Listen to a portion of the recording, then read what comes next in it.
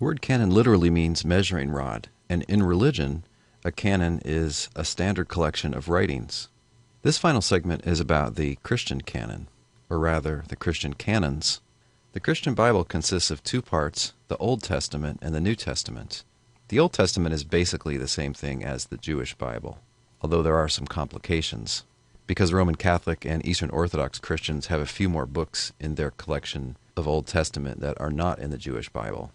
The New Testament is 27 books, all of which were written in Koine Greek, or Common Greek, and all written in the 1st century. Greek was the language of the earliest Christianity.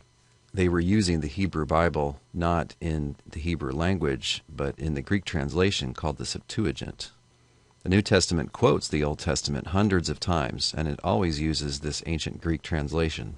There's a popular myth out there, and you should know that this is just ignorant and uninformed.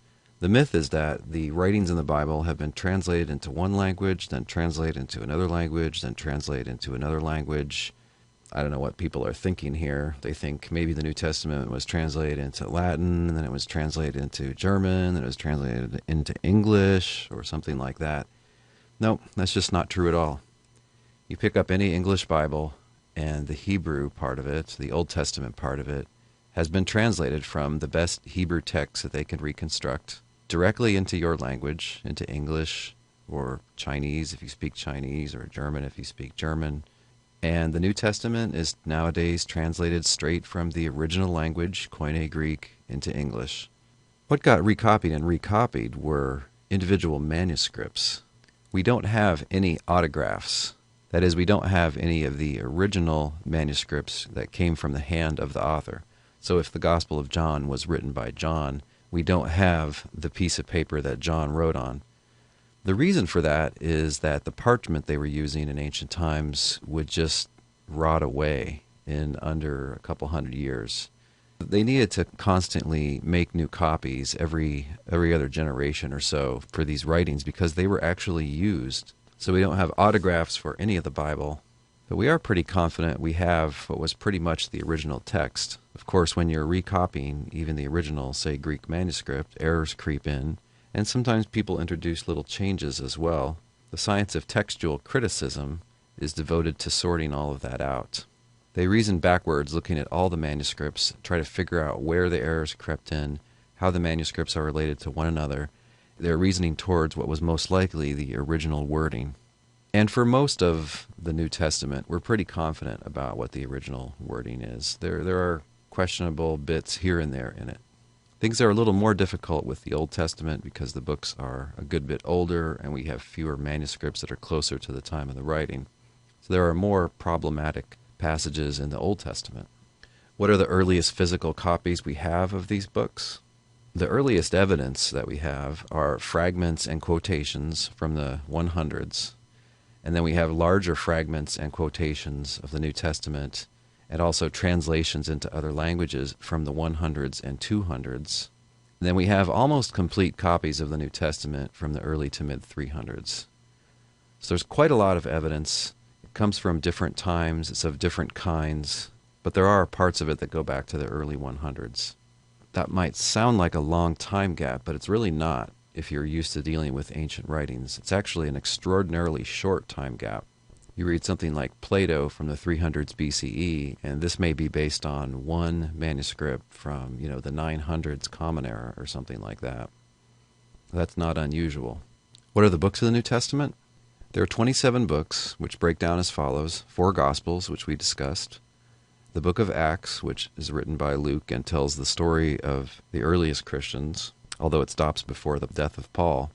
There are 21 letters written by various people to different Christian churches, that is, little house churches, little groups. And then there's the book of Revelation, or the Apocalypse, which is a unique book. Basically, most of it are sort of dreamlike visions. It's a prophetic book, and it's extremely strange.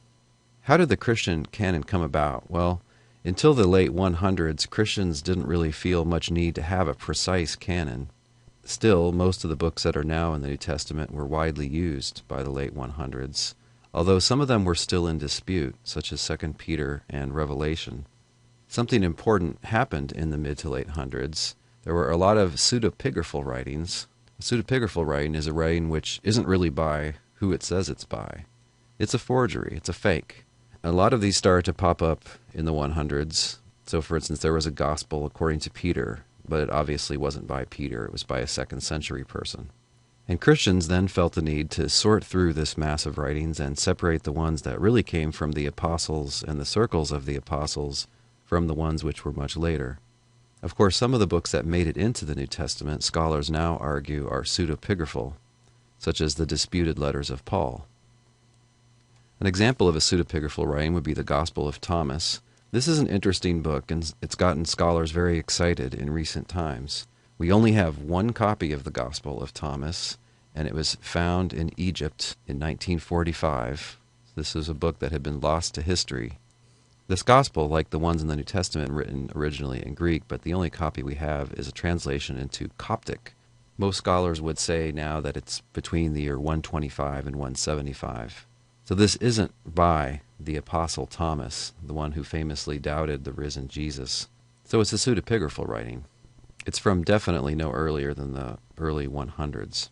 It's quite different than the other Gospels. It has almost no narrative, almost no story. It's just a string of disconnected sayings. And Jesus is a sort of weird riddler here.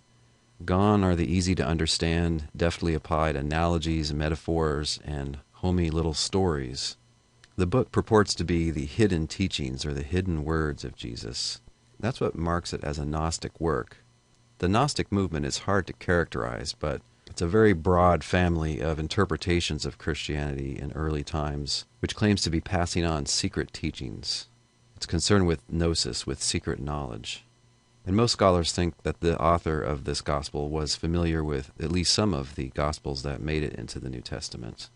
In some, the book is interesting, and it may have some connection to the historical Jesus, at least little elements of it. And it was really the lateness and the Gnostic character of the message that led to its being rejected. When then was this list of 27 books in the New Testament settled on? The first extant list we have was made in the year 367 by a bishop named Athanasius. But that was just his list of writings that he and his group accepted. It wasn't a church-wide official list. The list of 27 books was first made official at a small Catholic council in Rome in the year 382. Still, as I said, the four Gospels and most of the other books were widely used and widely agreed upon in mainstream Christianity going back to the 100s, so it isn't really like things were totally up in the air until the 4th century. Why exactly did they exclude things like the Gospel of Thomas? Mainstream Christianity applied 4 criteria to be included in the canon. Again, there's another popular myth here that just one emperor, such as Constantine, picked out the books that would be included. No, that's just not true. The tradition pretty much settled on an almost complete list, just reasoning in the following way. First, they wanted a book to have apostolic origin, one of Jesus' 12 or 11, or by Paul, or they wanted it to be by a companion and associate of the apostle. So, for instance, Mark is believed to have been by an associate of the apostle Peter. Universal acceptance. They wanted the book to be widely used, to not just be the special property of one little community. They wanted it to be used in worship, used liturgically. These books should be books that are read publicly by Christian groups all over, specifically when they gather for their weekly meeting. And fourth, and this is probably the most important criterion, it needs to have a consistent message. It needs to have ideas about Jesus and God that are compatible with other accepted Christian writings. To give an example, there are writings in which Jesus is portrayed as not a real human being, but just an appearance, whereas in the 4 Gospels in the New Testament, he's clearly asserted to be a real flesh and blood human being. In our next lecture, Christian history and sects.